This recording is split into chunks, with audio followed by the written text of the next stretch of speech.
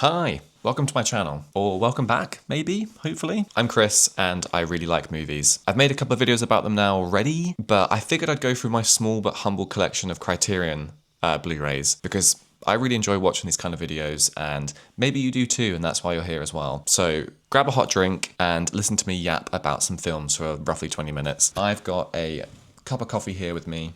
It's my third of the day, so probably a really bad idea. And let's start with the ones I've seen. I've seen the majority of them, and there's like two or three that I haven't seen yet. I think just because I'm quite intimidated by them and can't really find the time to sit down and watch something really deep and thoughtful. But without further ado, Anatomy of a Murder by Otto Preminger, made in 1959. I think this one's inspired by a real court case in the early 1950s, but it's a classic James Stewart picture, let's put it that way. He's in literally every single scene doing classic James Stewart stuff, so if you like James Stewart, you're going to love this film. It's got an incredible jazz score by Duke Ellington as well. I think what struck me most about this film is that it's like 2.5 hours long, but it just absolutely zips by and doesn't feel that long at all. The dialogue is fantastic. It has a really, really riveting plot and story as well at the center of it. And it just feels kind of surprisingly modern for how old it is as well. But basically it's about this like small town lawyer taking on this case that seems pretty kind of open and shut. It seems a bit unwinnable. And it's about a woman who gets attacked and sexually assaulted by someone, and then her husband hunts this guy down and murders him. Already going to get flagged in YouTube's algorithm there, but whatever. We're all adults here. And it's basically about him trying to get the husband off by pleading insanity, maybe? And it's just really good. It's just a really, really good film. It's absolutely like the blueprint for other court case dramas that came after it. And I think even though it's nothing like LA Noire the Game by Rockstar, you would just love it if you loved that game. Like, they're not the same in story whatsoever, but they're really kind of similar in vibe. This was an easy 5 stars for me when I saw it, and I'll absolutely be watching it again for sure. And to keep the James Stewart train rolling, the next one is Winchester 73 by Anthony Mann in 1950. My biggest takeaway from this film was kind of how Tarantino-esque it feels, and not in the way that sounds, but kind of the dialogue being kind of really rhythmic and really absorbing, and there being so many tiny overlapping little vignettes of a certain kind that all kind of coalesce into quite a melancholic conclusion at the end of the film. Again, James Stewart is really good in it. Like, I think I'm quite a James Stewart fan. He is just so classic Hollywood. It has some majorly outdated casting in it, in that a white man plays a Native American, so there's quite a bit of like of its timeness about it, but otherwise it's really rapid. It's a 90-minute movie, and it feels like you're watching like a really good stage play. And the actual story of which is quite kind of noirish. It kind of has like a, you know what, I think I compare it to Tarantino, because in Pulp Fiction there's the whole thing to do with like the Golden Watch or something, or like maybe that's not a fair comparison. But you know, just when you watch a film where like characters are kind of gravitating around a central MacGuffin or item or plot, and you know, you're kind of going from character to character, scene to scene, where an item, a Winchester, is kind of at the center of it all. And it's just a really neat way to get different characters overlapping and kind of in conflict with each other over something really quite simple, but quite symbolic for the American West. So, huge recommendation from me for that one. Sticking with the black and white pictures, let's go for The Last Picture Show, made in 1971 by Peter Bogdanovich. This is based on the book by Larry McMurtry, who is one of my all-time favorite authors, but I haven't actually read the book that this is based on. What to say about this film? I think it needs a rewatch. It really wasn't what I thought it was going to be, and what it was quite like a sad, melancholic melodrama. I think I'll revisit it once I've read the book, maybe, and it might just kind of add some more context to it that might be quite helpful. It's very slow, it's very sleepy. It feels like it was made like 30 years before it actually came out, which is maybe the point. Maybe that's what Bogdanovich was going for. It feels very classical in its sort of presentation and how it's made. Yeah, I remember it being not what I thought it was going to be. And I think it just needs a rewatch, and maybe it will grow on me. And that leads us to Midnight Cowboy by John Schlesinger. Schlesinger? Made in 1969, starring Dustin Hoffman and Jon Voight. You know when you watch one of those films that feels, you know, really culturally significant, or at least significant towards like the canon of American filmmaking?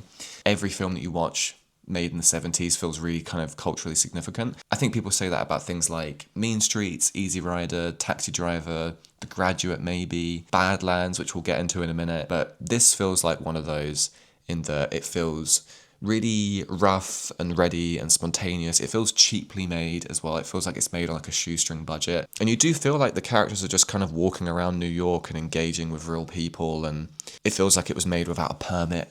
Let's put it that way. You know, and it's one that I think I'll probably revisit. I can understand why it's some people's favourite film. It was a lot sadder than I thought it would be. The ending is quite sad. But yeah, it also has a really good soundtrack that you'll probably have in your head for weeks to come. Man, I'm really kind of like rattling through this actually. Badlands by Terrence Malick, made in 1973. I actually really love the cover on this one as well. And that's something that I haven't really got into much about, like, what's so nice about the Criterion collection is how they're presented and how they're packaged and all the extra features that you get with it, along with how, you know, well remastered and transferred they are as well. Like the picture quality and audio quality is gorgeous on all of these films. Some of them have kind of better bits and pieces than others, but they're just nice things to collect, really, aren't they? Nice things to spend money on. So yeah, I'm not hugely experienced when it comes to Terrence Malick's filmography. Like I've seen The Thin Red Line and this, and one of those short films that he did about the universe that's like narrated by like Brad Pitt or something. I can't quite remember. But watching Badlands does add a lot of useful context to films like Wild at Heart, Blue Velvet, Straight Story, so like a lot of David Lynch films, things like True Romance, Natural Born Killers, maybe even things like Thelma and Louise as well, Bones and All, that kind of thing. There's a lot of films that kind of feel like they're in debt to Badlands. I've not seen Bonnie and Clyde, but I'm sure that'll fill some gaps in for this film for me too. Like something like Midnight Cowboy, it just has such a different flavour or sauce to films that were made in the decades to follow. You know, you get the sense that you feel like you're reading a kind of mythical American short story when you watch a film like this. And like a lot of films in this collection that I've got, it definitely deserves a rewatch, because I remember watching it one night in the summer and feeling quite sleepy whilst I was watching it, but I think that kind of lent itself to the kind of dreamy quality of the film. Yeah, just crazy that you can be like 28 years old in America in the 70s and just make a film like this, and it just completely catapult your, you know, your career into being like a renowned art house film director, basically. Makes you feel like you were born in the wrong generation, maybe. And that leads us on to Being There by Hal Ashby, made in 1979. And yeah, this kind of feels like one of those films that's on like the precipice of another decade. Like when you watch a late 70s movie and it feels like an 80s movie, but not quite, but kind of has like the sort of building blocks of what would kind of follow in the decade to come. It doesn't feel schmaltzy in a sense, but it has elements of that. It's a kind of really peculiar film.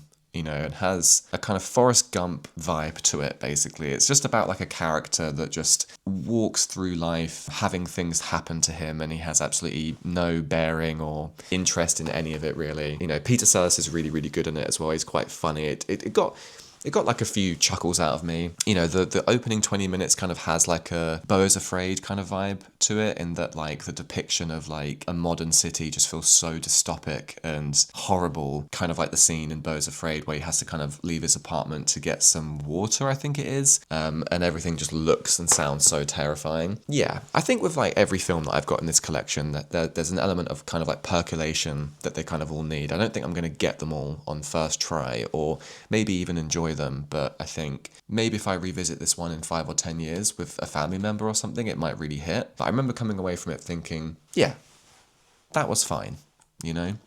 I think I need to kind of like dig into the special features a little bit on it as well, just to kind of get a little bit more out of it and kind of understand what's going on in the film a little bit more. But next on the list is Martin Scorsese's After Hours, made in 1985. Still in its wrapper. I have seen this one, I just haven't seen it since I bought it on Criterion, but this is one of my favourite films, I think, and I've only seen it once. You know, when you just watch a film and you think, this is a great film, and I would happily say it's one of my favourites to anybody who asks. You know, just when you watch a film once and it just absolutely hits on first try. It's such a dark horse in Scorsese's filmography as well. Like, you know, films like King of Comedy or New York, New York, which I still haven't seen and really want to.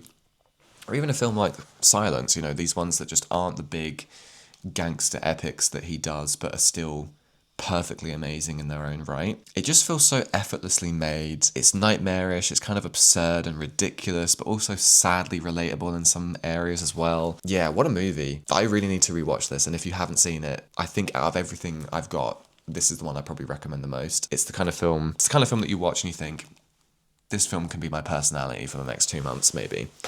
And then That brings us on to Tampopo, a Japanese film by Juzo Itami, made in 1985, the same year. What to say about this film? Let me read the blurb for you. The tale of an eccentric band of culinary ronin who guide the widow of a noodle shop owner on her quest for the perfect recipe. You know, that's kind of it really, in a nutshell. It's really quite silly and slapstick and strange. At times it kind of felt a little bit like a Monty Python movie in a way, just as it has all these really weird cutaways to these little sketches that are completely separate from the narrative of the film. I think it was maybe one of the first Criterions that I actually bought brand new, and it's been a while since I've watched it, but I do remember getting a kick out of it when we saw it. I'm wondering if like my just slippers are in the background. I think they are, but that's fine. Yeah, I think most of all it will just make you want to eat a bowl of ramen, basically, because a lot of the food in it looks quite delicious. And then we get to some movies that like I own that I've not got round to watching yet, mainly just because I'm a bit kind of either never in the mood or a bit intimidated by them because they're either long or they're part of a director's filmography that I'm just not quite prepared to get into yet. So we've got things like Jim Jarmusch's Mystery Train. I really like Jim Jarmusch. I just don't know what it is that's just put me off watching this. Aloof teenage Japanese tourists, a frazzled Italian widow, and a disgruntled British immigrant all converge in the City of Dreams. With its director's contemporary precision and wit, this triptych of stories plays playful tribute to the home of Stax Records, Sun Studio, Graceland, Carl Perkins, and of course, the King, who presides over the film like a spirit. It's one of Jarmusch's very best movies, a boozy and beautiful pilgrimage to an iconic American ghost town and a pie-in to the music it gave to the world. Sounds great, really, doesn't it? So I don't really know why I haven't watched it yet. We've also got Edward Yang's YiYi, which I think I've kind of been putting off for good reason because it's like 173 minutes long, so this is a real like Sunday afternoon movie, but this is one that I think I'll really love as well. It follows a middle-class family in Taipei over the course of 1 year, beginning with a wedding and ending with a funeral. Whether chronicling middle-aged father NJ's tentative flirtations with an old flame or precocious young son Yang Yang's attempts at capturing reality with his beloved camera, the filmmaker deftly imbues every gorgeous frame of a compassionate clarity. Warm, sprawling, and dazzling, this intimate epic is one of the undisputed masterworks of the new century. You know, just when a film just sounds so amazing that's kind of why you don't really go near it. That's one of those, but I will watch it. And then lastly, I've also got Akira Kurosawa's Dreams, which I think was maybe his last film, I want to say. It's kind of inspired by a lot of Japanese folklore, and I think his own dreams as well, honestly. But I think I've been putting this one off because I still haven't seen things like Seven Samurai, Ran. I've only seen Rashomon. I've not seen any of his kind of like film noirs that he's done. So I think I want to watch this last when I feel like I've kind of completed the big ones, because it might all just go over my head otherwise. And then we also get to this like bulk of the Criterion collection where it's just the few Wes Anderson films that I've kind of collected along the way. So we've got things like Bottle Rocket, The Royal Tenenbaums, don't know if it's even working at all. We've got things like Bottle Rocket, The Royal Tenenbaums, Darjeeling Limited, and Moonrise Kingdom, all of which I love. I don't really think there's a lot to say. I don't really think there's a lot to say about these films other than they're all excellent, really. And I think Wes Anderson films are kind of like the gold standard of Criterion collection, just in the sense that like the transfer's really good, the special features are really, really good as well, and all the sort of added extras that you get inside are amazing. I wonder if I can share one for you real quick, actually. It's like this is the one for the Royal Tenenbaums.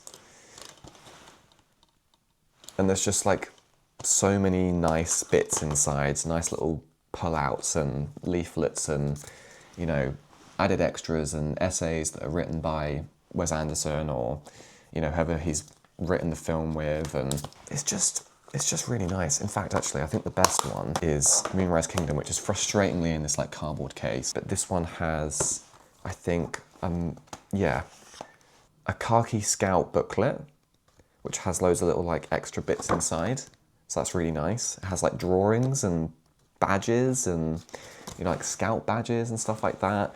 It also has a postcard picture of all the characters. It has, oh man, this is really nice. It has, you know, the choir performance in the film. It has a map of New Penzance Island as well. It's almost like when you buy Grand Theft Auto on the Xbox or the PlayStation, you get all these really just nice printouts of things.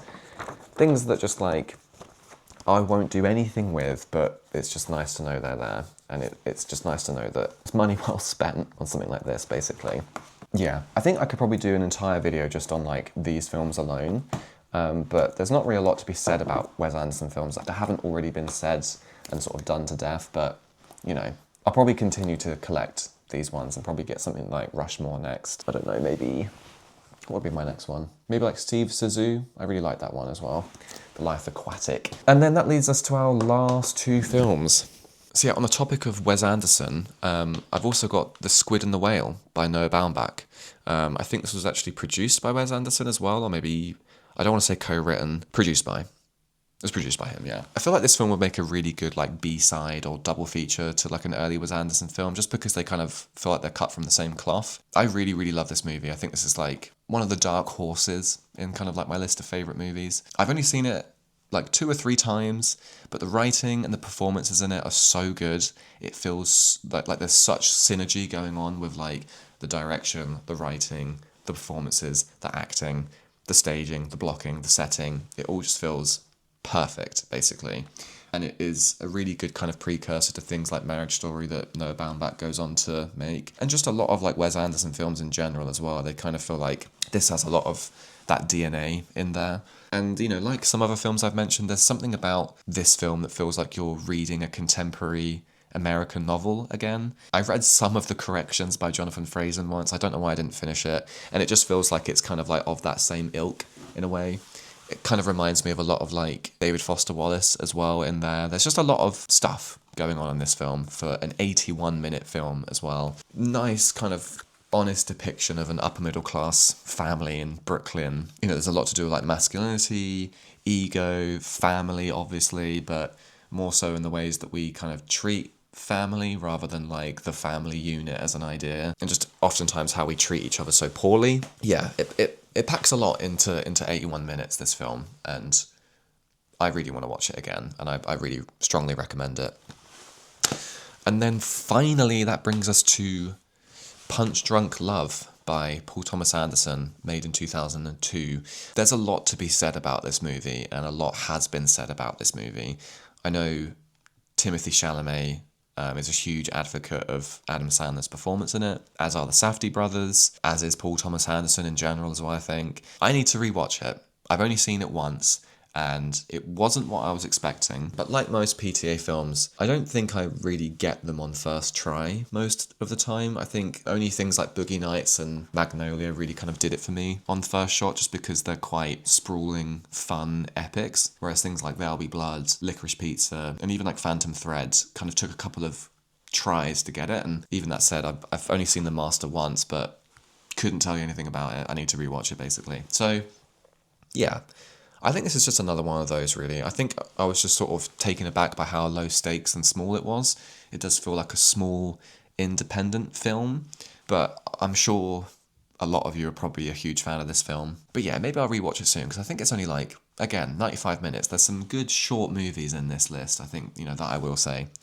But that's kind of it, really. Like I said, it's a small and humble collection. I went through like this short phase of like buying them quite back to back and incessantly, and then once I had like 2 or 3 that I kind of hadn't really gotten around to watching, I was like, maybe I should slow down a little bit. Do let me know if you enjoyed this video, or if there's anything that you saw in the list that you like, that you've got particular feelings about. Definitely let me know in the comments below. And just thanks for watching, honestly. Yeah, if there's anything that you think I should pick up or add to the collection, then let me know as well. Hit a little subscribe button. That'll be really helpful too, and will make me feel better about it all. And yeah, see you next time. Thanks for watching.